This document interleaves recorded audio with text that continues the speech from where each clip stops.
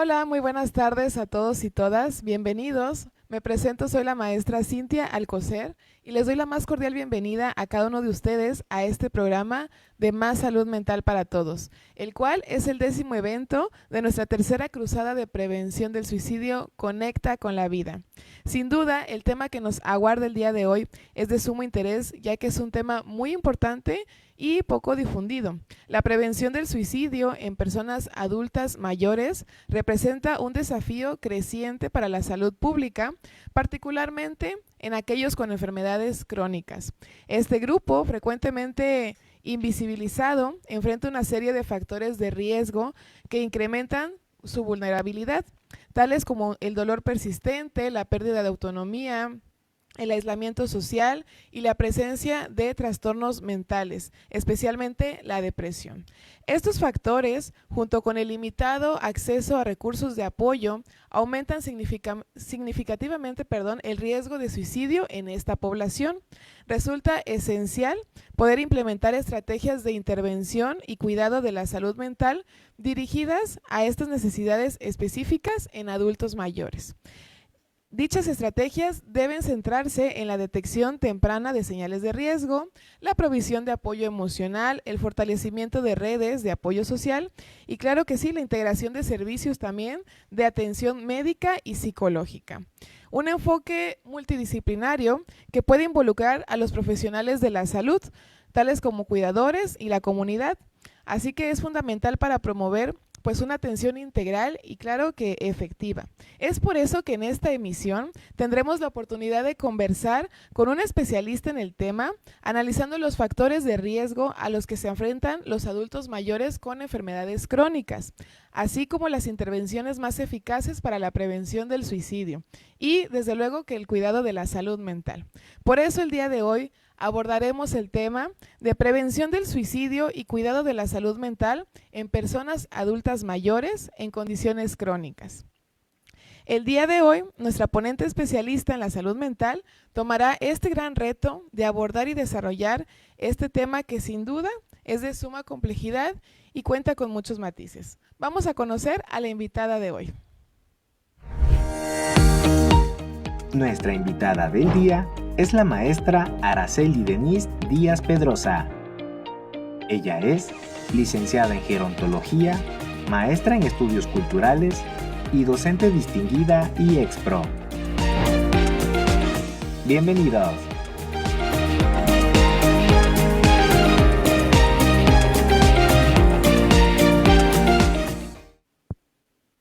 Ya está con nosotros nuestra invitada especial del día de hoy, la maestra Araceli Denise Díaz Pedrosa. Bienvenida, maestra, me da muchísimo gusto que esté aquí con nosotros. ¿Cómo está, maestra? Muy bien, bonita tarde a todas, a todos, al auditorio que nos está escuchando desde la transmisión vía Facebook. De verdad, para mí es un honor volver a compartir el espacio. Creo que ya estoy de planta y me encanta de verdad poder platicar y conversar el día de hoy con ustedes de la temática central que sigue siendo las vejeces. Ahora nos tocará abordar a otro tipo de vejez que tiene que ver con estas personas mayores que cursan esta última etapa de su curso de vida con alguna condición crónica degenerativa, ¿no? Entonces, pues también eso le inyecta otro componente importante que tendremos que tener en cuenta cuando convivimos, cuidamos o inclusive proyectarnos también nosotras y nosotros como personas mayores. Así que muchísimas gracias nuevamente por la invitación y les invito a que se queden en toda la transmisión porque seguramente tocaremos puntos muy relevantes. Así es, maestra. Muchísimas gracias a usted por aceptar nuestra invitación y será un gusto compartir espacio con usted. Así es. Y pues a mí me gustaría compartirle a nuestra audiencia la reseña de nuestra invitada.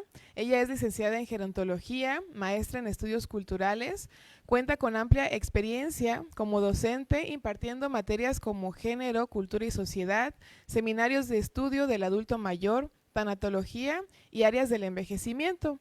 Cuenta también con diplomados en tanatología, género y derechos humanos.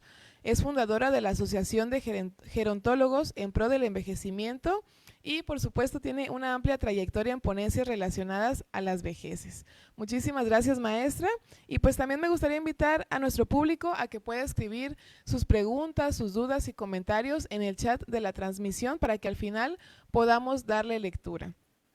Pues bien, maestra, ¿qué le parece si comenzamos? Claro que sí, adelante. Perfecto, maestra. Pues vamos a empezar con una pregunta muy importante para empezar a abordar el tema, que dice qué es una enfermedad crónica y cómo influye en la salud mental de las personas mayores. La escuchamos, maestra. Muchísimas gracias por la pregunta. Creo que cuando estaba preparando mi presentación específicamente como el tema y cómo lo íbamos a ir tejiendo. Un punto importante, y me alegro que me lo esté preguntando, el que podamos situarnos en qué son las enfermedades crónicas o las condiciones crónicas y por qué hablar entonces de estas condiciones crónicas siendo personas mayores. Vamos a tener en cuenta que nos vamos a referir a enfermedades o afecciones que son de larga duración, de ahí su nombre, crónicas. Y en general, pues, como su nombre también lo indica, a veces pues nos generan una involución, es decir, no tienen cura. Son enfermedades que si bien pueden ser controladas o gestionadas o estabilizadas a lo largo de el tiempo en el que la tenemos, debemos de tener también muy claro que no hay una cura per se.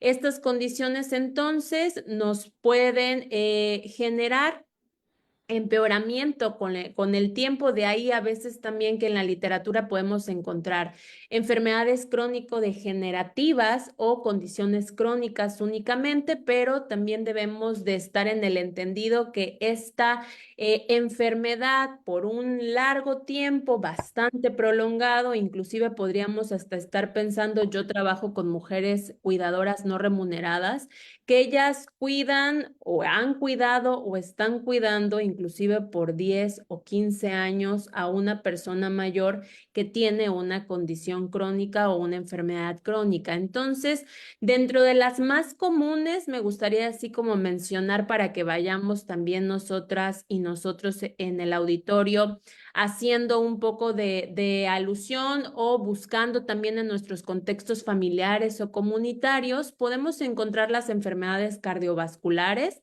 que la más común es la hipertensión, pero también puede estar una insuficiencia cardíaca, la diabetes. A veces cuando pensamos en personas mayores, lejos de un tinte estereotipado, pues normalmente consideramos que la diabetes y la hipertensión a veces van hasta de cajón cuando hablamos de ciertas vejeces, ¿no? Digo, sin ponerle este componente peyorativo o estereotipado, porque también hay otras vejeces que pueden cursar su etapa de vida sin ninguna patología. Y eso también, por eso comentaba al inicio, que afortunado el tema, sobre todo porque estamos puntualizando en un tipo de vejez en específico.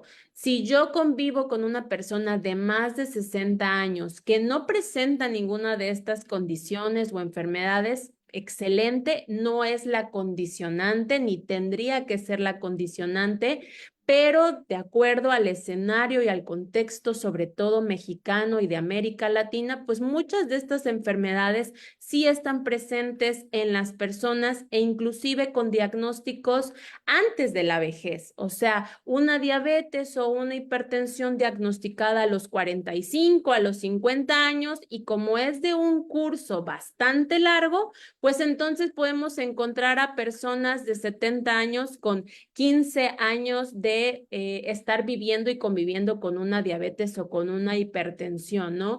También dentro de las enfermedades crónicas o de las condiciones crónicas está la artritis, que puede ser también un punto importante a tomar en cuenta como una gran enfermedad que genera lo que más adelante vamos a ver y que bien comentaba usted al inicio, ¿no? Genera mermas en la autoestima, mermas en la autonomía ligada a la funcionalidad y ni hablar de las demencias. Al hablar de las demencias, me gustaría también que nos quitáramos el término de demencia senil.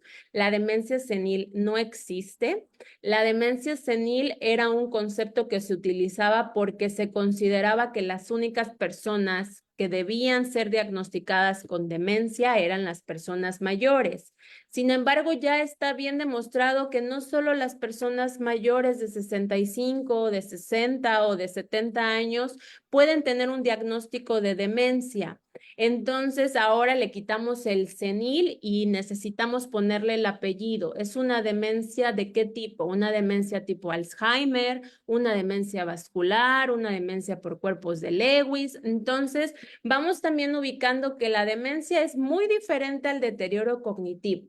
Un deterioro cognitivo que puede presentar una persona de 65, 70 años con olvidos esporádicos, que no es la constante ni tampoco la condición. Pues bueno, las demencias también tienen otro tipo de presentación, ¿no? Y las enfermedades respiratorias crónicas, quizás la más común, el EPOC, la enfermedad pulmonar obstructiva crónica, que en conjunto, todas las que acabo de mencionar, podrían entrar en el paquete de estas condiciones crónicas o de estas patologías crónicas. Y por supuesto, estas condiciones van a afectar significativamente la calidad de vida de las personas mayores porque van a influir de manera directa en la funcionalidad. Y ligado a influir en la funcionalidad, pues también tenemos el componente de la independencia. Yo era una persona sumamente activa, que me levantaba, que agarraba el transporte público, que no tenía que tener el cronómetro o mi reloj o mi alarma para ingerir algún medicamento o alguna pastilla, que podía exceder mis horas de comida y no me pasaba nada y lo entrecomillo, pero ahora al tener ya un diagnóstico, al vivir con una de estas condiciones, pues quizás esta autonomía o esta rutina sí se tiene que ver modificada. Recordemos que el componente de ser crónica nos genera entonces, no hay una cura, se controla, se puede manejar, se puede mantener estable o gestionar, pero también un elemento necesario para que ustedes puedan pensar en este tipo de enfermedades es que no solamente generan disminución física y biológica en la persona con la que vive con esta patología, sino también existe una cuestión emocional ligada también a la participación social, a la participación al interior de las familias, a la participación al interior de los centros de trabajo o a la participación en la comunidad. Y esto me podría llevar a un tercer punto que sería una mayor demanda de cuidados, tanto intensos como extensos e inclusive especializados. Personas que ya necesitan cambios de sondas y se hacen en el ámbito familiar, personas que necesitan una atención más focalizada y especializada que se puede hacer en un hogar o bien se contrata por la iniciativa privada o en centros de salud, etcétera. Pero repito, ligada a estos diagnósticos, pues normalmente van muy de la mano, no solamente lo que vive la persona, sino lo que vive la familia y lo que vive el entorno comunitario alrededor de esta persona. Qué interesante, maestra. La verdad que son varios puntos, ¿no? Los que acaba de comentar que se pueden abordar y yo creo que podríamos charlar muy ampliamente. A mí me gustaría enfatizar un poquito más sobre estas cuestiones emocionales que usted comentaba, ¿no? Que también me gustaría agregar que a lo mejor ya de entrada cuando se da un diagnóstico, ¿no? De una enfermedad crónica, pueden surgir estos sentimientos o emociones de temor, de incertidumbre, ¿no? ¿Qué va a pasar ahora? Y como menciona también es como esta connotación social, de la participación social, perdón, de mi rol, ¿no? ¿Qué va a pasar con lo que yo hago como mamá, no sé, como abuela, etcétera, ¿no? Entonces me gustaría que nos comentara un poquito más sobre ello y a lo mejor también sobre el duelo, ¿no? Porque de cierta forma hay un proceso ahí de aceptación o debería haber un proceso de aceptación de la enfermedad. ¿Usted qué opina, maestra? Sí, claro. Creo que justamente no solo vamos a situar qué es la enfermedad por la enfermedad, sino también vamos a identificar que estamos ante una población o grupo poblacional sumamente invisibilizado. Entonces, no es lo mismo a que me digan, pues tienes cáncer a mis 35 años, a que me digan tienes cáncer a tus 85, donde no solamente digo, el cáncer no es consigna de muerte. Hoy por hoy ya la ciencia y la tecnología ha avanzado significativamente y podemos estar conociendo casos que han superado y han librado esto, ¿no? Pero al momento de decir, a ver, esta enfermedad no se vive de la misma manera cuando tienes 35 años a cuando tienes 85 años, es cierto, porque también las probabilidades de tratamientos disminuyen, porque también en este proceso de duelo en donde no solamente se pierde la salud, sino se pierde la monotonía o la rutina que me generaba pertenencia a mi familia, que me generaba un sentido de pertenencia y de utilidad desde mi ser trabajadora o desde mi ser cuidadora o desde mi ser profesora. Ahora la veo disminuida, ahora me encuentro sin otras alternativas, porque tampoco es que la sociedad me ofrezca otras alternativas adjuntas a esto que estoy perdiendo. Y también se presenta un duelo que no tiene nada, no específicamente con ahora la enfermedad y lo que se va a atravesar, sino también aparece como este duelo que se vive puertas adentro, que se vive en silencio, porque está muy sobrevalorada la tristeza igual a las personas mayores. A veces es muchísimo más complicado determinar si la persona se encuentra atravesando por un duelo complicado o empieza a tener complicaciones para trabajar estos procesos de pérdidas, porque pensamos que el común denominador de la mayoría de las vejeces es estar tristes. Y a veces no charlamos con las personas, a veces no, al no estar incluidas en nuestros entornos o contextos más cercanos, pues pasa sumamente desapercibido. Y otra cosa importante a tener en cuenta, la mayoría de vejeces, al menos en México, transitan los 20 o 30 últimos años de su curso de vida con condiciones precarias. El acceso a una atención de calidad, pues a veces sí está determinada por cuánto poder adquisitivo tengo. Y eso también podría representar un duelo no hablado o no resuelto por parte de la persona o de su familia, porque sí hay opciones de gestión o control de tu enfermedad, pero ¿qué crees? Que no te la podemos ofertar en la seguridad pública, o si existe, pero tienes que esperarte 3 o 4 meses, y la opción más viable pues está en la iniciativa privada, pero tienes que pagar por ella. ¿Para cuánto te alcanza?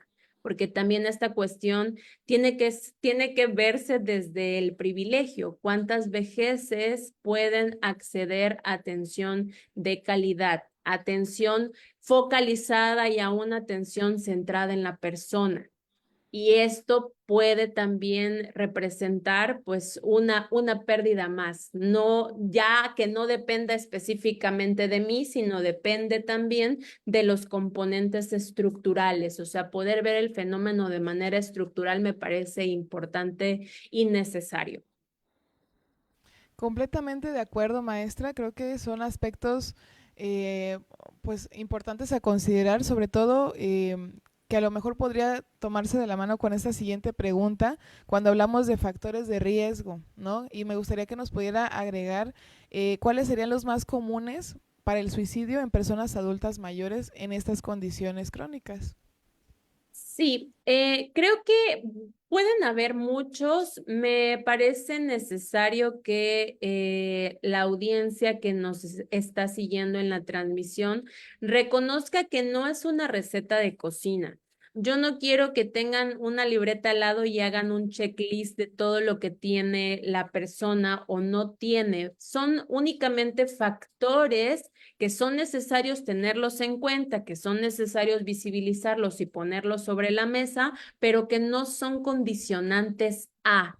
Creo que el suicidio en cualquier etapa de nuestro curso de vida es tan heterogéneo que no podríamos determinar que esto es lo que originó el suicidio, ¿no? Yo voy a mencionar quizás algunos y sí me parecería importante, repito, conocerlos y escucharlos sin esta connotación de, pues, chin, mi papá está teniendo esto, entonces se va a suicidar. No, no estoy diciendo que sea una condicionante, pero en personas con condiciones o con enfermedades crónicas, el dolor crónico y el deterioro de la salud, por supuesto que puede ser un factor de riesgo, sobre todo porque ligado a este deterioro de la salud, pues viene el dolor y las limitaciones físicas que podrían generar desesperanza, perdón, y agotamiento, no solamente físico, sino también un agotamiento emocional.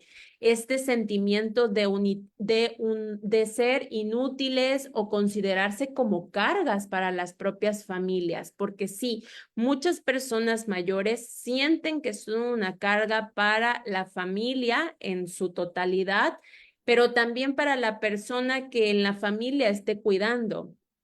Sobre todo hablamos de mujeres, ¿no? Hijas, nietas, esposas, y especialmente si este cuidado tiene que ser focalizado, o sea, especialmente si este cuidado tiene que ser 24/7, porque ya la enfermedad me está exigiendo no un cuidado intermitente, sino un cuidado sostenido.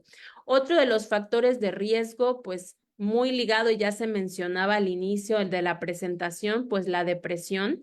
Las personas mayores que cursan con estas condiciones crónicas tienen un mayor riesgo de poder experimentar cuadros depresivos, lo cual hace un momento comentaba, es muy frecuente no diagnosticarlo en las personas mayores. ¿Por qué? Por los estereotipos. Existe este estereotipo de que las personas mayores están solas, están tristes, no hablan, no conviven, se aíslan, se aburren, y pues bueno, si a esto le sumamos que no solamente es una persona mayor sin ninguna patología, sino es una persona mayor con una condición crónica ligada al dolor crónico y al deterioro de su salud, pues seguramente esto se incrementa. El aislamiento social, por supuesto, puede ser otro de los factores de riesgo. ¿Por qué? Porque existe la disminución de la movilidad, existe dependencia para hacer las actividades de la vida cotidiana, para movilizarnos, para bañarnos, a lo mejor ya ni se diga de agarrar un transporte o de manejar nuestro dinero. Y esta dependencia que se genera hacia las actividades de la vida cotidiana, pues pueden conducir a que la persona empiece a tener pensamientos como, por ejemplo, ¿para qué estoy aquí? ¿Para qué estoy aquí si yo nada más estoy generándole a mi hija una carga, no solamente quizás física, sino también me estoy dando cuenta que soy una carga económica para el sostén familiar? ¿O de qué sirvo? ¿De qué sirvo si antes yo salía a vender algún producto y podía pagar mi propia manutención y ahora pues no solamente represento, repito, una... una carga física, así como lo consideran las personas mayores, sino también emocional, pero también económica, pero también social? Las hijas que dejan de convivir o de frecuentar a su círculo de amigas por estar cuidando a papá o a mamá, entre muchas otras, ¿no? Entonces aparece este sentimiento de utilidad, de carga, la pérdida de la autonomía. Y como último punto muy importante, y creo que tampoco se toca cuando se habla de este tema, los duelos no resueltos. Los duelos no resueltos que quizás la persona mayor esté experimentando o experimentó la pérdida de amigos. La pérdida de amigos y tronándose los dedos para decir, pues, ¿a quién le toca? ¿A quién va a ser el siguiente? Estos duelos que no se hablan, que no hay redes de apoyo a veces cercanas para poder transitar estas pérdidas de la mejor manera. También duelos que pueden agravar su angustia emocional y aumentar el riesgo de un suicidio, eso necesitamos sí mencionarlo. Y acceso a pues medios letales. A veces el estar aislado, el no tener estas redes de apoyo, el estar sintiéndose una carga para la familia, una carga para la comunidad, pues puede desencadenar en que si las personas ligado a todo esto tienen acceso a medios letales, pues pueden utilizar ya sea desde medicamentos hasta armas o herramientas que podrían facilitar su suicidio. Entonces, sí creo que tendríamos que ver que todos estos factores combinados con la falta de sistemas de apoyo, ligados también a subestimar los problemas emocionales de las personas y a la poca capacitación que existen profesionales de la salud que atiendan a las personas mayores, pues estos riesgos se disparan al cielo. Por supuesto, maestra, y creo que pues de esto que comenta, pues más adelante tendremos una pregunta respecto al apoyo, pero sí, pues al final de cuentas es un conjunto de factores, ¿no? Y que como usted dice, no es una receta de cocina, ¿no? De decir, ah, bueno, tengo 10 puntos, ya es, no sé, depresión, ¿no? O ansiedad, o clasifica para un suicidio, no, pero sí tienen mucha relevancia o influyen demasiado, como usted dice, en cada diferente tipo de vejez, ¿no? Y pues junto con ello, maestra, también nos gustaría que nos comentara qué señales de alerta son las que suelen presentarse en personas adultas mayores, ya que como mencionaba un ejemplo, ¿no? El aislamiento social, a lo mejor en alguna reunión ellos prefieren, no sé, retirarse a su espacio, a su cuarto. Bueno, nos gustaría que usted nos diera más ejemplos de cómo podríamos darnos cuenta que algo por ahí no está bien. Sí, fíjese que creo que también, y lo voy a repetir hasta el cansancio, porque estas señales, si bien son señales que nos podrían prender el foquito amarillo, pasan desapercibidas porque las consideramos pues menos evidentes, muy sutiles y porque especialmente se confunden con los efectos de la vejez y lo estoy entrecomillando. Se confunde a lo mejor todo esto que yo voy a decir, alguien lo puede estar confundiendo con cosas normales de la vejez y lo voy a volver a entrecomillar o efectos de la edad. Es así porque ya está viejito. O es así porque ya dio el viejazo. O es así porque pues ya no tiene paciencia, porque como ya está grande, pues ya no se puede hablar con él o con ella. Mucho ojo, pueden ser señales de alerta que podrían indicarnos un riesgo y estar nosotras mismas o nosotros mismos normalizándolas y en esta normalidad estarlas invisibilizando. Cambios del estado de ánimo, creo que es un punto importante, ya sea que los cambios se presenten de manera drástica, por ejemplo, esto era una persona que normalmente o frecuentemente tenía mucha vitalidad, siempre con palabras en positivo y ahora pues desde el diagnóstico a lo mejor esta convivencia continua con mi familiar mayor me podría estar indicando desde cuándo empezó este cambio de comportamiento. ¿Empezó cuando se lo diagnosticaron o no? No empezó cuando se lo diagnosticaron y por ahí sale alguien más de la familia, ¿no? De ahí la importancia de las redes de apoyo y de no dejar sola a la persona cuidadora. Y a lo mejor por ahí sale otra persona de decir, no, creo que empezó cuando le dijeron que ya no tenía ninguna cura a esta enfermedad y ella creía que sí, ¿no?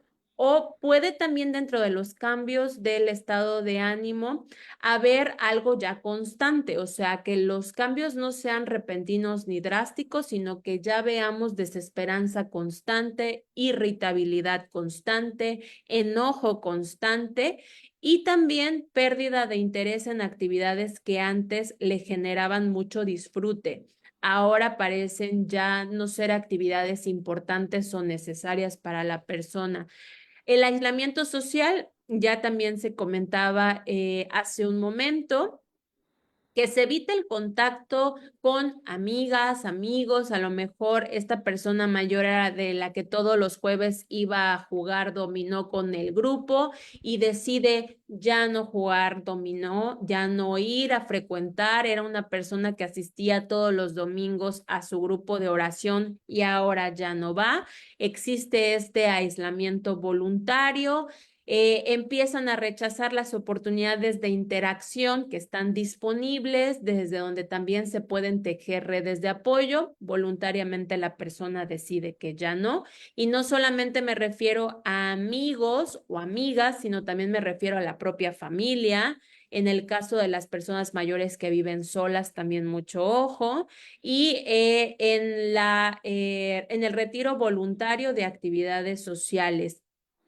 El descuido personal también vamos a tenerlo muy en cuenta, dejar de cuidar la higiene, dejar de alimentarse balanceadamente, su salud de manera general.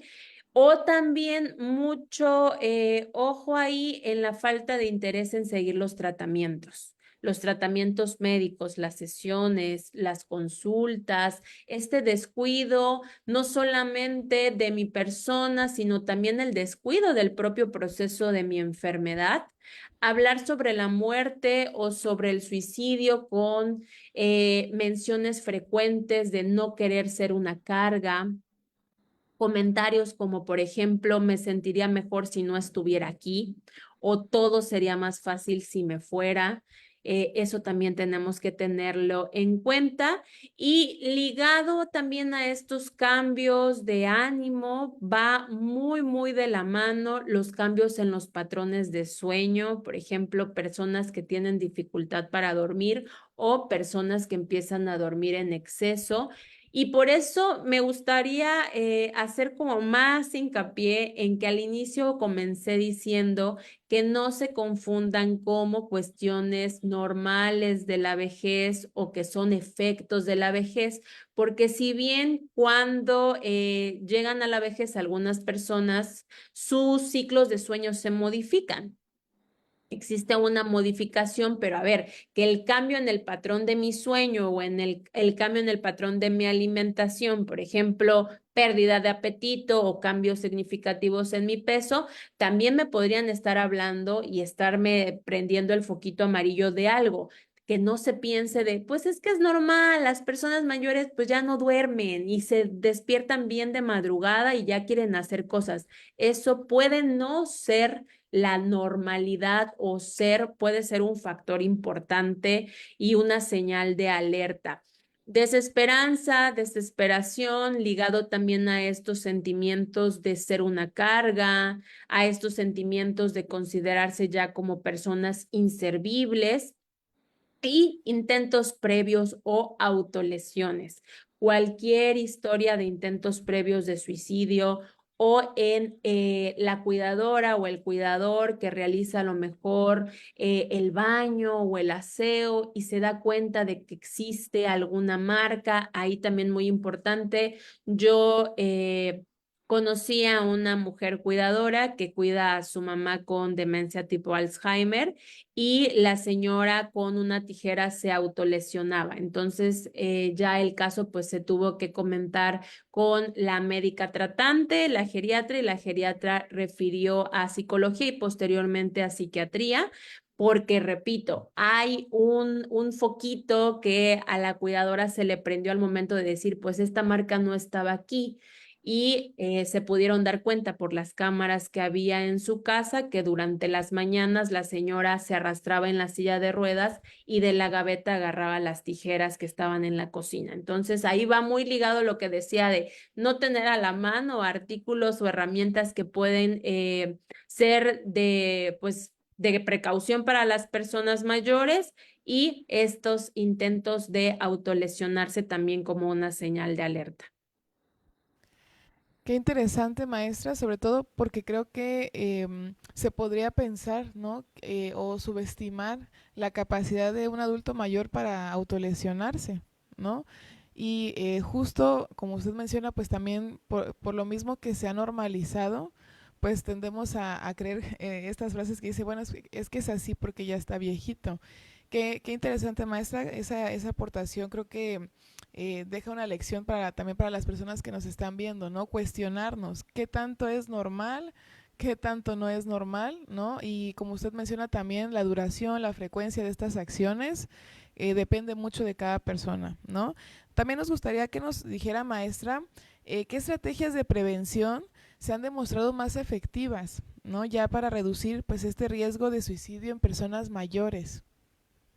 Sí, quizás y no existe una única estrategia. Desde mi perspectiva, las mejores estrategias son las holísticas, las que abordan factores psicológicos y sociales, es decir, no nada más enfocadas a la enfermedad de base de la persona mayor, a esta enfermedad o condición crónica, sino también poder ver a la persona como lo que es, como un ser humano que está conformado por múltiples esferas, ¿no? Y una de las grandes esferas, al menos, pues en este caso la psicológica, pero también la social, y que podrían estas estrategias de prevención no solamente ir enfocadas a la parte de la salud física, sino también ir enfocadas a la parte de generar redes de apoyo, generar enfoques integrales y en este enfoque integral, como mencionaba también en un inicio, pues considerar la cuestión económica, porque pueden haber múltiples estrategias, pero aquí centradas en cada persona y hacerlas homogéneas y hacerlas, pues sí, sería invisibilizar las características tan diversas, ¿no? Entonces, para mí estas estrategias no solamente tienen que ser diversas y ser centradas en la persona y heterogenizarlas, sino tienen que ser integrales y tienen que generar apoyo. Evaluaciones regulares de la salud mental. Qué importante estos espacios, qué importante también que la atención a la salud mental sea un derecho y sea gratuita para algunas personas, ya sea en consultorios médicos, en centros de atención geriátrica, poder identificar a tiempo síntomas de depresión, de ansiedad, de pensamientos suicidas. Otra de las estrategias, el fortalecimiento de las redes sociales. Me parece necesario que al menos se siga hablando de esto en la vejez. Vejeces que cursen con patologías crónicas o que no cursen con patologías, es necesario fortalecer sus redes sociales, el contacto regular con familiares, con amigos, desde el voluntariado, con grupos comunitarios, sin duda pueden reducir significativamente el aislamiento, que como ya habíamos comentado, sí es un factor de riesgo. También hablando del voluntariado, me parecía necesario comentarlo porque creo que ha salido muy recientemente, justo ayer daba una sesión sobre bueno, en el seminario de estudios del adulto mayor en la maestría en desarrollo humano y salió la importancia para una persona mayor, para una mujer, del voluntariado, del sentirse útil, del sentirse que no es una carga para su familia. Y si decimos que uno de los factores de riesgo de las señales de alarma es que la persona que cursa con estas condiciones se siente un estorbo o se siente una carga, pues la estrategia ligada sería vamos a hacer sentir a la persona valiosa y valorada a través de programas comunitarios o de programas de voluntariado en donde la persona mayor se pueda sentir conectada y pueda generar pertenencia a un espacio con un grupo de personas que no necesariamente tienen que ser de su misma edad. Poder tejer relaciones intergeneracionales. ¿Qué tanto la persona joven me puede enseñar a mí y qué tanto yo me voy a sentir útil al estarle enseñando a una persona joven? Control del dolor crónico me parece también una estrategia bastante significativa y un tratamiento adecuado a las condiciones de salud. O sea, hay diversas condiciones, no nada más me refiero a la enfermedad crónica que estamos abordando, sino ligado a esta enfermedad crónica pueden presentarse otras afectaciones, es decir, ver en una sola persona mayor más de 2, 3, 4 diagnósticos. Entonces, sí, las personas mayores necesitan tener un control adecuado de este dolor que muchas veces puede ser sumamente severo y puede significar una limitación física. La atención multidisciplinaria, ya se comentaba también en un inicio, la capacitación en prevención del suicidio para cuidadoras y cuidadores.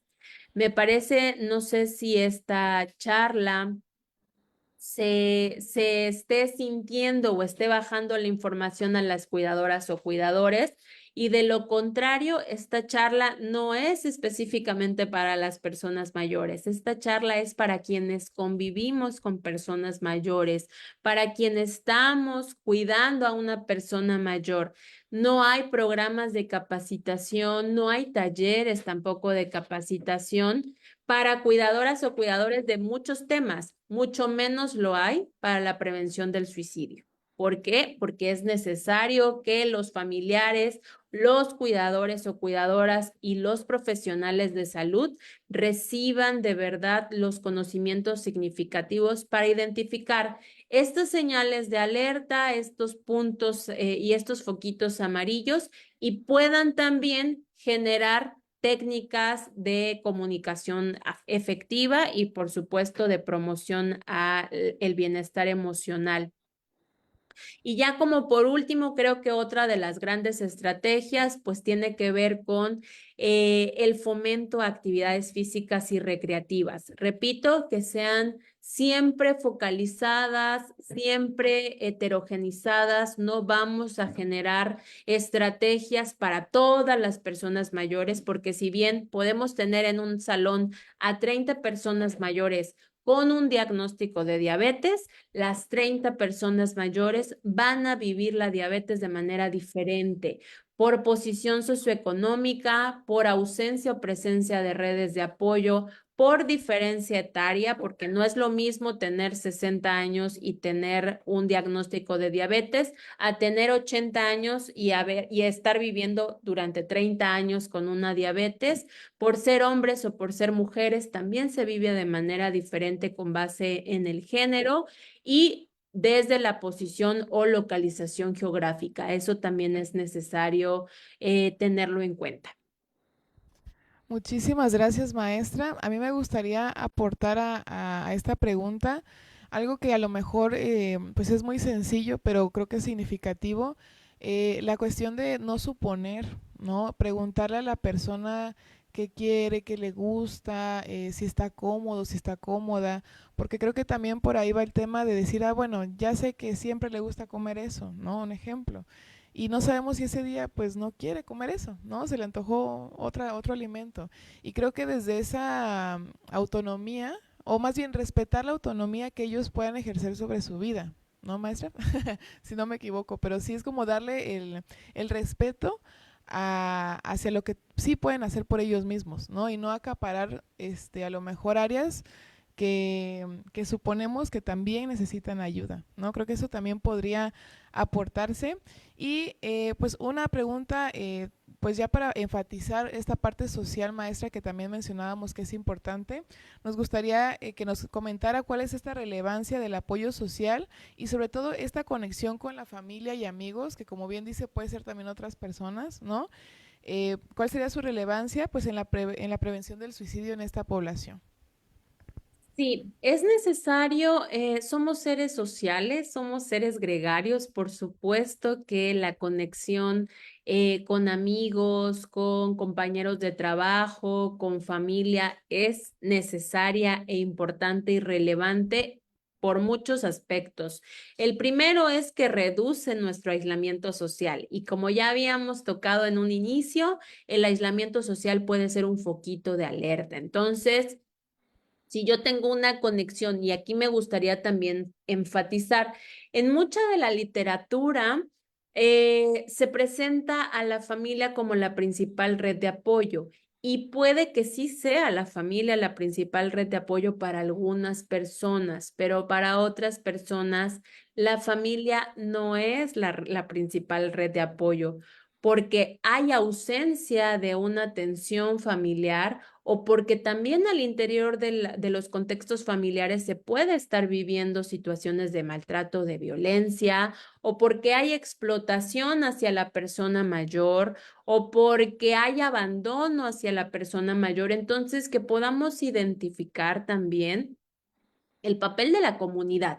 Entonces, yo me voy a referir a este apoyo social que no solamente lo hace la familia, sino también cuál es nuestra participación como ciudadanas y ciudadanos, ¿no? Y me gusta poner mucho este ejemplo de en la pandemia. En la pandemia, pues con estas restricciones sanitarias, muchas personas mayores no podían salir, no podían acceder a centros comerciales, etcétera.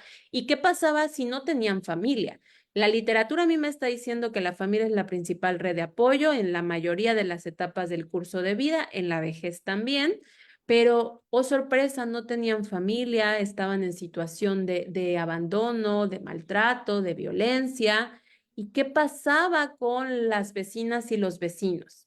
Entonces, esta reducción del aislamiento social, si no hay si no está la familia, que sería como la red principal, ¿dónde estamos los demás? ¿Quiénes de nosotros sabemos que a 2 cuadras de mi casa existe una persona mayor que vive sola y que esta soledad es no deseada, que sí quisiera compartir con su familia, que sí quisiera tener a alguien que le visite, que le provea de no solamente alimentos, sino también de palabras afirmativas?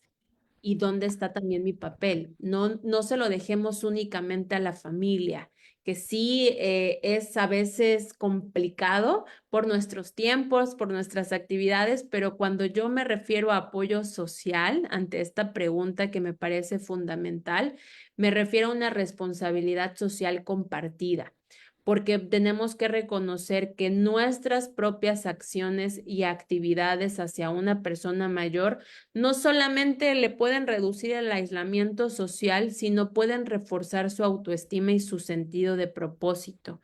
Ya focalizaba la importancia del voluntariado, que es un tema muy poco abordado en las vejeces, porque el voluntariado lo pensamos automáticamente en las juventudes. Juventudes que van a donar parte de su tiempo a hacer actividades altruistas, de medio ambiente, etcétera. ¿Y qué pasa con estas personas mayores? Entonces, tejer redes de apoyo comunitarias o familiares posibilitarían en las personas reducir el aislamiento social, reforzar su autoestima y tener un sentido de propósito. Por supuesto, nos posibilitarían mejorar el bienestar emocional de las personas y un punto muy importante, y lo comentaba también hace un momento, la detección temprana de signos de riesgo. ¿Qué pasó con esta mujer cuidadora? Si no hubiera tenido un cuidado directo esta mujer mayor, no se hubiera dado cuenta su hija cuidadora que se estaba autolesionando. Entonces, el que yo esté presente, sea familiar o no sea familiar, sea amiga, vecina, podría generar que yo me dé cuenta del primer foquito amarillo que se está prendiendo y yo sea la responsable de buscar ayuda, yo sea la responsable de gestionar ciertas intervenciones, porque tampoco es que lo tengamos que hacer solas y solos desde el desconocimiento, ¿no? Pero sí ser el primer puente que podría conectar a un profesional de la salud con la persona mayor o a la familia con este profesional de la salud. Y por supuesto, también estas redes de apoyo social pueden favorecer a tomar decisiones importantes. A veces las personas mayores, especialmente aquellas que están pasando por estas condiciones crónicas, pueden enfrentar decisiones difíciles sobre su salud o su cuidado. Entonces, tener este apoyo familiar, tener este apoyo de comunitario, nos posibilita repartir la carga emocional. ¿Qué creen? No hay cura para esta enfermedad, tengo que someterme a este tratamiento que es costoso y aparte me genera a mí pues un sentimiento de indefensión, me genera a mí un sentimiento de esta pesadez, tristeza. Y tengo con quién hablarlo, tengo con quién externarlo, tengo con quién sacarlo, tengo con quién me puede decir, no te preocupes, este mes hacemos una vaquita y todos vamos a cooperar para este tratamiento. O sea, no solamente se reparte la carga emocional, sino se reparte inclusive la carga financiera o la carga física que podría llevar. Así que sí creo firmemente y 100% que las relaciones sociales van a fortalecer la capacidad de las personas mayores para enfrentar las pérdidas o los duelos que se van viviendo en esta enfermedad, para enfrentar la propia enfermedad y también para enfrentar el deterioro funcional. Y por supuesto, pueden ser un espacio seguro desde el reconocimiento temprano de ciertos signos de riesgo. Excelente, maestra, muchísimas gracias. Son aportaciones muy valiosas que espero que nuestro público pues también las consideren, ¿verdad? Y pues maestra, vamos a pasar a una sección que se llama Pregúntale al especialista, ¿le parece? Adelante.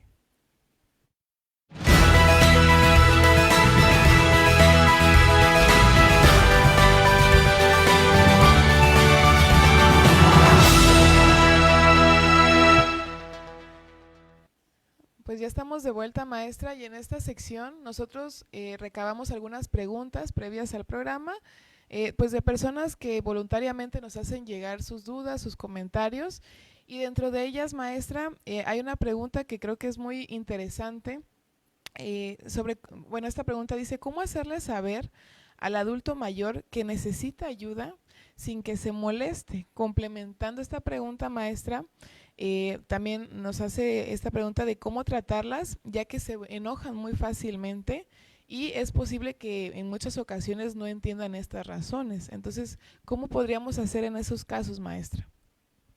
Ay, muchísimas gracias por las preguntas. Vamos a unirlas, a ligarlas. Sí considero que puede ser muy complejo y puede ser desafiante y puede ser inclusive hasta un reto hablar con una persona mayor, sobre todo identificando que esta persona mayor tiene esta característica de lo que hemos hablado, ¿no? Tiene una enfermedad, tiene una condición crónica y se siente vulnerada o vulnerado y teme perder su independencia. Entonces, sí creo que es necesario una conversación con sensibilidad, con respeto, pero sobre todo con empatía para poder minimizar el riesgo de que se pueda molestar o que sienta que su autonomía está siendo inclusive cuestionada. Así que yo podría recomendar que se escoja el momento adecuado. Vamos a buscar un momento tranquilo, un momento relajado para iniciar la conversación, cuando no hayan prisas, cuando no hayan distracciones, evitemos saliendo del consultorio que ya estuvimos en el Seguro Social esperando una hora para ser atendidos y después tuvimos que subir a farmacia que nos sellaran y luego tuvimos que hacer una cola inmensa para canjear el medicamento. hablar en ese momento en el que a lo mejor la persona mayor recibió información que le está resonando y está también haciendo como este proceso de reflexión y análisis a lo que acaba de escuchar, está en un mundo de gente, está sobresaturada o sobresaturado. Entonces, podemos llegar a casa, podemos acomodarnos, inclusive podemos ingerir nuestros alimentos, porque también pues conozco a muchas personas mayores, yo también me identifico, no puedo hablar bien cuando tengo hambre. O sea, si tengo hambre, pues lo que busco es satisfacer esa necesidad, ¿no? Entonces, es fundamental que la persona que vaya a hablar, pero que también la persona mayor se sienta cómoda y que no hayan presiones por ninguna de las dos partes, porque a veces cometemos el error de buscar el momento adecuado para nosotros, para nosotras, y no el momento que puede ser adecuado para la persona mayor. Vamos a evitar charlar durante momentos de tensión o conflicto, es decir, para evitar que la persona mayor se sienta como a la defensiva, o sea, muy contestataria de lo que yo vaya diciendo. Y ligado a poder generar estos entornos seguros, de confianza, con atmósferas tranquilas, podemos usar un tono de apoyo y que este tono de apoyo lo que menos busque sea infantilizar a las personas. Yo siempre le digo a los estudiantes, a las estudiantes, las personas mayores no son como niños y niñas y eso lo tenemos que tener en claro. Vamos a romper ese estereotipo. No podemos infantilizar a la persona. A ver, mamacita, ¿tú qué vas a querer? Siéntate aquí, porque la persona ya tiene la presión, la persona ya se siente de por sí invalidada, la persona ya se siente un estorbo y yo todavía voy a llegar a sumar con mi tono de voz una cuestión de infantilización en donde varias personas mayores han referido de, pues no me hables como tonto, sí te entiendo, ¿no? Podemos hablar como seres adultos. Entonces, creo que este tono que utilicemos sea un tono de voz pacífico, tranquilo, pero que también este tono de voz deje entrever un apoyo genuino. Podemos utilizar frases como, por ejemplo, me he dado cuenta de que puedes estar enfrentando dificultades y me gustaría asegurarme de que te sientas lo mejor posible. O, por ejemplo, he estado pensando en cómo podríamos hacer las cosas más fáciles para ti, que nuestro mensaje dé cuenta de que queremos lo mejor para ellas o para ellos y que vamos a estar ahí apoyando lo que necesiten y la decisión que tomen. Y esto nos lleva entonces a validar sus emociones, porque utilizando estas frases podemos recibir respuestas que vayan ligadas a la decisión que la persona quiere tomar. Entonces, no debemos de estar contradiciendo o interrumpiendo de, sí. Sí, es muy, muy difícil, pero pues ni modos, hay que salir adelante y estamos invalidando esto de espérate un momento, ahorita me siento perdida, me siento perdido porque me acaban de decir hace 2 horas de que tengo Alzheimer. Y a ver, el Alzheimer no es de que aquí te lo diagnostican y al siguiente día se te olvidó todo. Acabas de recibir una noticia bastante importante y significativa y necesitas externar cómo te sientes, necesitamos tomar acción, por supuesto que sí, necesitamos ya pegarnos a un tratamiento, por supuesto que sí, pero en todo lo que transcurre esto del diagnóstico al tratamiento, a la evolución de la enfermedad, pasan muchas emociones. Entonces necesitamos validarlas con frases como, por ejemplo, entiendo que pueda ser difícil para ti, tus sentimientos son completamente válidos y que esto pueda generar estos ambientes de confianza. Podemos hacer sugerencias pequeñas y graduales, retomando esto de que, oye, a veces sí puede ser difícil que la persona pues me acepte lo que estoy diciendo o quiera hacer todo lo que yo estoy diciendo. Entonces, que estas sugerencias vayan poco a poco incrementando. Podemos empezar con pequeñas sugerencias para luego ir subiendo a estas tomas de decisiones ya más significativas y elementales. En lugar de proponer cambios drásticos de la noche a la mañana, podemos empezar con pequeños cambios sin que esta independencia se vea abruptamente interrumpida. Es decir, le acaban de diagnosticar demencia tipo Alzheimer a mamá y mañana, ¿qué crees? Mañana ya te vas a vivir a la casa de María porque ya todos nos pusimos de acuerdo que te toca en esa casa. A lo mejor el cambio de residencia va a ser sí o sí, pero está condicionado a la evolución de la enfermedad, está condicionado a que la persona quiera, porque a lo mejor dice, oye, pues yo no me quiero ir a vivir con María, a lo mejor yo quisiera que María venga aquí a mi casa, a mi terreno, a mi espacio. Entonces, para evitar que de la noche a la mañana mamá cambie de residencia, podemos empezar con esto. ¿Qué te parece si alguien viniera solo unas horas a la semana a ayudarte con ciertas cosas? En un dado caso de que alguien de la familia no pueda asistir, pues si existe la posibilidad económica, y aquí meto el componente socioeconómico, pues poder contratar los servicios de una estancia de día o de una persona cuidadora, porque también de la noche a la mañana llegar a decir, pues mañana vas a ir a la casa de día de 9 de la mañana a 1 de la tarde, pues la persona se va a quedar, oye, pues ¿qué pasó, no? ¿Qué dije? ¿Qué hice? O, por ejemplo, ¿qué te parece si hablamos con un profesional para ver qué opciones hay? Nos acaban de dar el diagnóstico. A lo mejor hay familias que buscan dos o tres pues respuestas y es también válido y quizás esas pequeñas sugerencias a la persona le haga como este clic de genuinamente están interesadas por mí, interesados por mí, están validando lo que yo quiero, están validando también mis emociones y como último punto, muy importante hacer partícipe a la persona de las propias decisiones. ¿Crees que podría ser más útil en otro momento abordar esto? ¿Cómo te gustaría que organizáramos las cosas para que te sientas mejor? O sea, escuchar sus deseos, escuchar sus necesidades, validar sus opiniones y quizás esto nos podría apoyar el usar ejemplos de terceras personas. A mí me han contado a lo mejor o pues la mamá de una amiga lo vivió de esta manera y fíjate que se resolvió de esta manera. O sea, poder también comunicar que la persona no está sola, que otras personas han pasado por situaciones similares y han tenido otro tipo de estrategias para resolverlo. A lo mejor en ese momento pensamos que el mundo está encima de nosotros y no nos damos cuenta que ese mundo está agarrado también por otras manos y es necesario hacerle saber a la persona. Y pues bueno, creo que lo más importante que podrían ser algunos tips, algunas sugerencias, es que podamos hacerle saber a la persona que buscar ayuda no es signo de debilidad. Recuerden que no estamos tratando con infancias.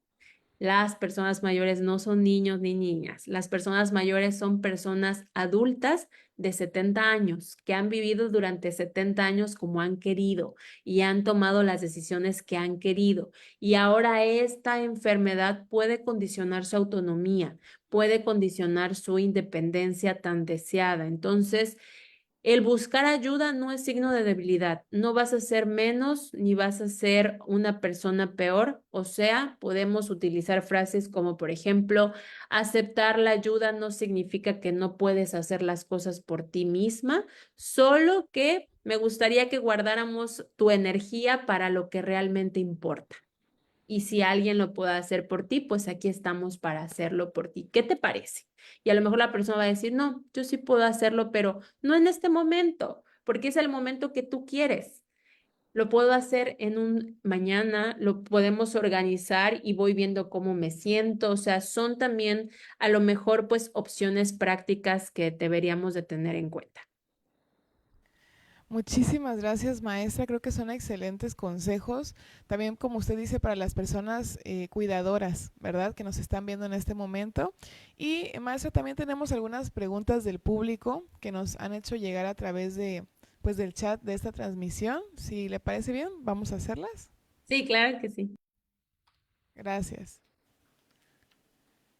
Ok. La psicóloga Oreli Ferri nos pregunta, ¿la eutanasia se puede considerar un derecho?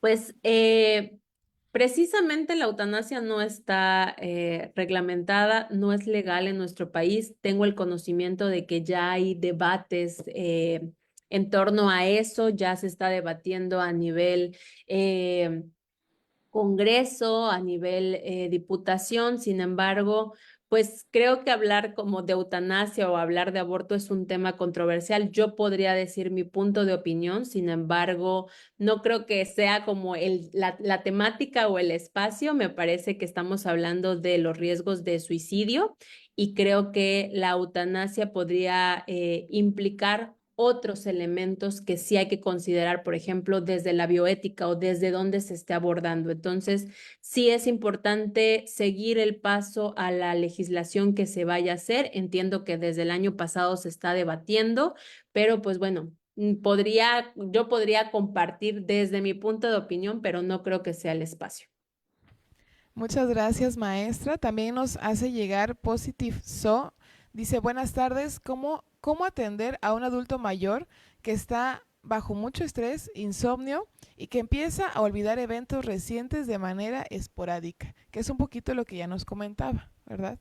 Sí, yo recomiendo siempre, si tú eres cuidadora, la persona que hizo la pregunta, si tú eres cuidadora, lo que yo te podría decir es acudir con un profesional, acudir con un experto, un licenciado en gerontología, un geriatra, si la persona mayor a la que estás haciendo referencia tiene derecho a biencia, pues también hacer uso de la derecho a biencia, porque podría entender que nuestras condiciones socioeconómicas pueden ser muy variadas y a veces, pues bueno, empezamos a checar la cartera de geriatría y pues las consultas no bajan de 700, 800 pesos. Entonces, pues también acercarnos a las instituciones públicas y poder tener un tratamiento ya de manera directa con un geriatra, así como a las infancias se les lleva con un pediatra y cada determinado mes hay un seguimiento. Yo no sé por qué no existe este seguimiento con la geriatra o el geriatra.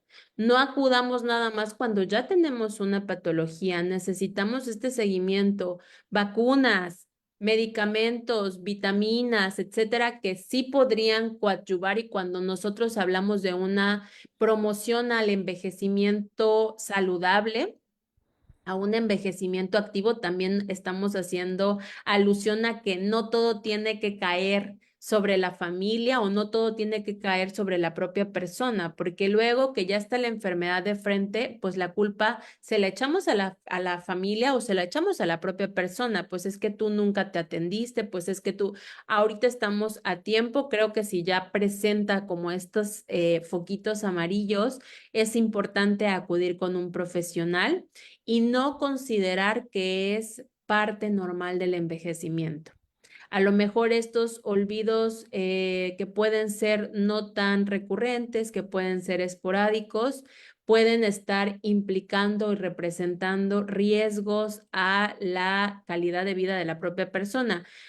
Hace poco trabajaba, bueno, les decía, yo trabajo con mujeres cuidadoras que son personas mayores y me decía una de ellas, pues es que así a mi mamita la dejábamos sola y decíamos, pues es que se le olvidan las cosas y era el olvido recurrente de dónde están las llaves de la casa, hasta que una vez se le olvidó de apagar la estufa y se había regado el café y quedó la llave de gas prendida, ¿no? La estufa, y cuando llegaron, pues afortunadamente la señora había salido de la habitación y no estaba dentro de la casa, ¿no? Acudía a otras actividades y me decía la cuidadora, pues mira, o sea, estos olvidos que para mí eran normales porque pues ya está viejita, pues al final se convirtieron en una cuestión que atentaba a su propia seguridad. Entonces sí me parece importante que si ya lo estás viendo, que si convives de manera directa con la persona mayor que estás diciendo, pues puedas buscar apoyo y ayuda en un profesional.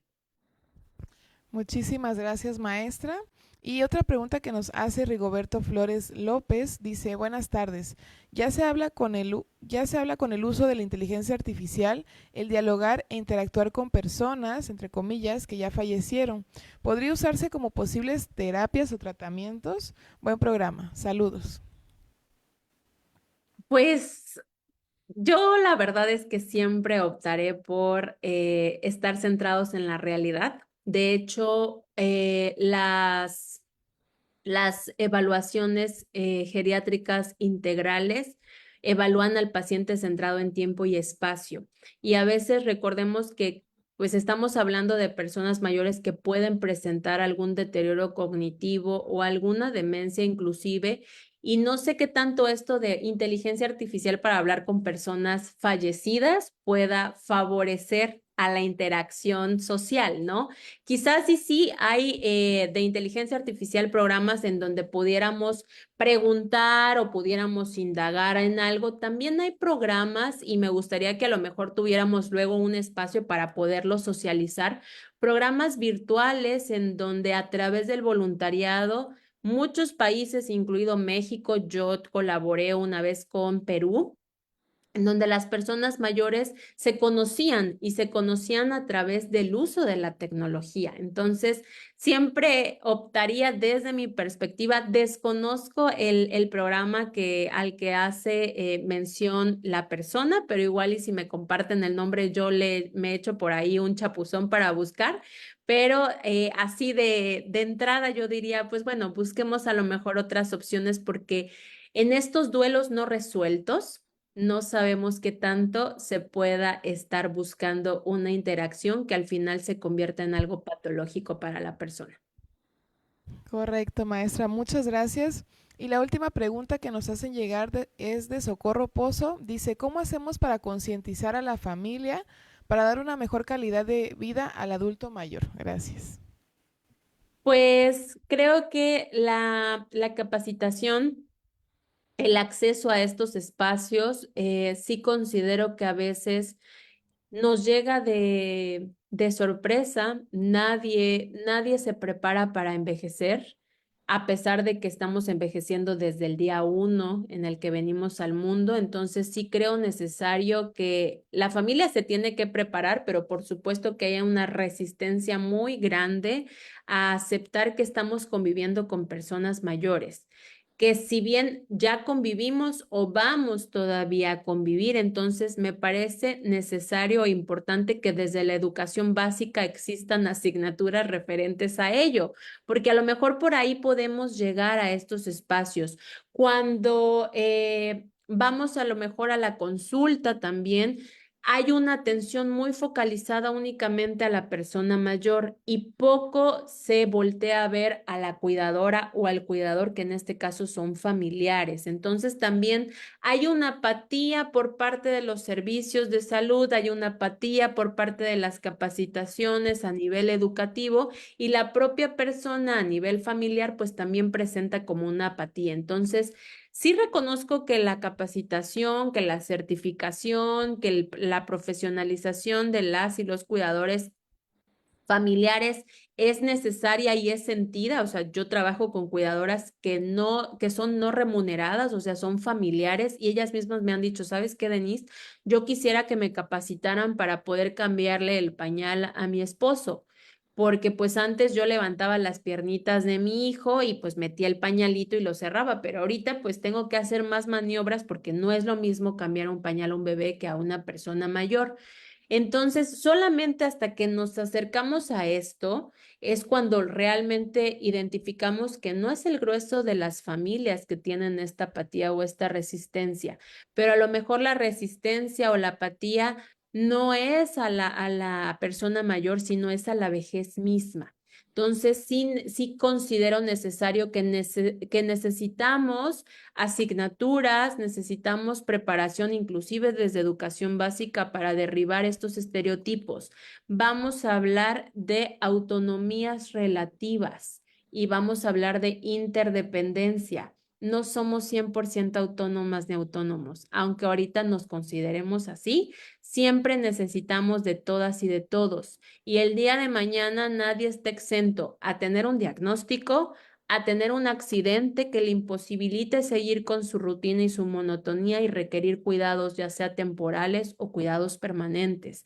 Entonces, desde estos dos grandes conceptos de autonomías relativas y de interdependencia, van a ver si no las familias, las y los profesores, las y los profesionales, pues empezamos a planear y a echar a andar también nuestra imaginación para generar estrategias que lleguen a toda la población, porque también este tipo de espacios, pues es para una población muy específica, que tenga acceso a lo mejor a dispositivos, que tenga acceso a internet, pero también hay que difundir, pues bueno, en el caso del departamento de atención que tiene la Universidad IEXPRO, pues poder promocionarlo en estos espacios, también terminando la sesión, pues poder decir, hay un espacio al que alguien se pueda acercar para recibir esta ayuda necesaria, no solo centrada en la persona mayor que experimenta una diabetes o una demencia tipo Alzheimer, sino en la persona que la va a tener que cuidar durante 10 o 15 años. Nada más como por ahí lo dejo. Muchísimas gracias, maestra. Excelente. Y pues uno de los objetivos que justamente buscamos con este programa es dejar recomendaciones sobre el tema que abordamos pues a lo largo de esta transmisión. Brevemente, maestra, ¿qué recomendaciones nos podría dar? Pues ahora sí que de manera general sobre lo que acabamos pues de comentar en esta charla. Sí, muchas gracias. Pues podría mencionar algunas, me voy a centrar como en cuatro principales que creo que resumirían lo que platicamos el día de hoy. La conexión social, sí tenemos que fomentarla. La soledad y el aislamiento son factores de riesgo. En las personas mayores aparece algo que se llama soledad no deseada. No pensemos que es la condicionante de la persona a la que le gusta estar aislada, nunca se ha integrado. No, la soledad deseada existe y perdón, no deseada existe y es un factor de riesgo, así que mediante visitas, mediante llamadas, mediante actividades comunitarias, ahí lo que decía la persona, ¿no? Pues haciendo uso de la tecnología, de la inteligencia artificial, podemos generar también estrategias creativas. Atención a la salud mental. Los síntomas de depresión y de ansiedad son muy difíciles de detectar en las personas mayores porque se confunden con cambios normales en el envejecimiento. Así que sí necesitamos estar atentos a estas señales como pérdida de apetito, pérdida de sueño, pérdida de interés en actividades o el aislamiento también social y buscar automáticamente y de inmediato a un profesional. Capacitación a familiares, capacitación a personas cuidadoras con este componente de suicidio. Porque sí, hay capacitaciones, sí hay talleres de cursos básicos para el cuidado de la persona mayor. Les enseñamos a tomar el oxígeno, les enseñamos a tomar la glucosa, les enseñamos a tomar la presión, pero cuando les enseñamos a manejar y a gestionar todas estas cuestiones emocionales, a qué hacer cuando mi papá me acaba de decir, yo ya no quiero estar en este mundo. Necesitamos también esta capacitación en primeros auxilios emocionales y psicológicos y eliminar las barreras para el acceso a servicios de salud mental, que no sea una cuestión de privilegios recibirla o no recibirla. Sí necesitamos terapias y programas cruciales con el componente de edad, porque si bien existen psicólogos infantiles, necesitamos a psicogerontólogos, a personas que se especialicen en las personas mayores, para que también esta atención pueda estar libre de estereotipos y estar libre de cualquier estigma social. Así que sí considero ya para cerrar que la prevención del suicidio es una responsabilidad compartida entre la sociedad, entre los servicios de salud y entre las propias familias. Así que todas y todos necesitamos sumarnos, necesitamos hacernos conscientes de nuestra participación o la apatía en la participación y generar entornos seguros, entornos de comprensión y de accesibilidad para las personas mayores. No solamente enfocarnos en la cuestión física, sino focalizar la atención emocional y de la salud mental.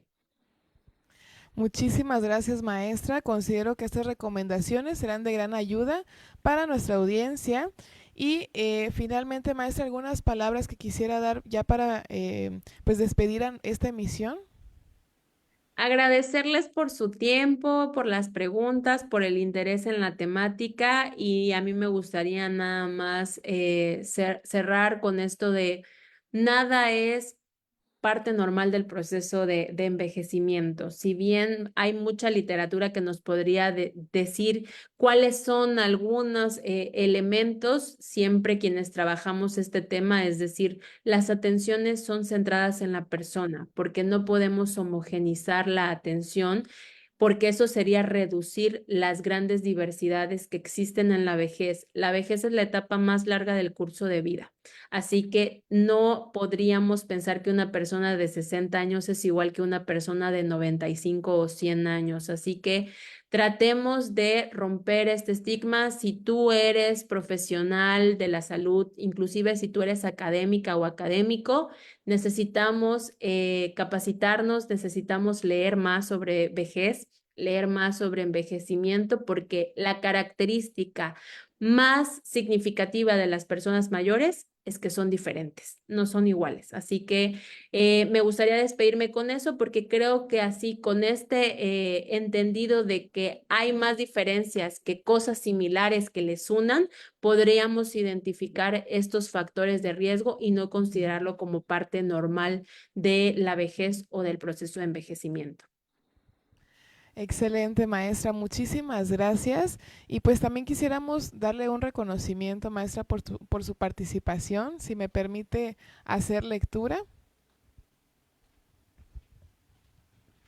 La Universidad Gexpro otorga el siguiente diploma a la maestra Araceli Denise Díaz Pedrosa por su valiosa participación como ponente en el programa Más Salud Mental para Todos, titulado Prevención del Suicidio y Cuidado de la Salud Mental en Personas Adultas Mayores en Condiciones Crónicas, en el marco de la tercera cruzada de prevención del suicidio, Conecta con la Vida, realizado en las instalaciones de Universidad Gexpro en Tuxtla Gutiérrez, Chiapas, a 17 de septiembre del 2024. Muchas felicidades, maestra, gracias por aceptar nuestra invitación. Es un placer poder compartir espacio con usted. De verdad, de manera personal, la aprecio mucho y espero que nos pueda seguir acompañando en otras emisiones. Y pues asimismo, en nombre de la comunidad Gexpro, queremos despedir y darle las gracias a nuestro público por habernos acompañado el día de hoy. Recordando que si quieren saber más de estos temas, también pueden encontrarnos en nuestras redes sociales. Estamos en Facebook y en TikTok. Y pues les hacemos una invitación para que nos puedan acompañar en nuestra siguiente emisión de este programa el lunes 30 de septiembre a las 5 de la tarde, en donde abordaremos el tema mitos y realidades sobre el suicidio en adolescentes. Así que los invitamos a visualizarnos. Gracias, maestra, gracias a todos y todas. Nos vemos en el siguiente programa. Feliz tarde. Hasta luego. Gracias, hasta luego.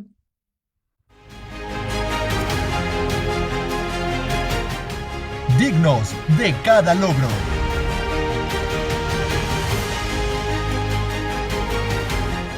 Fuertes en cada desafío.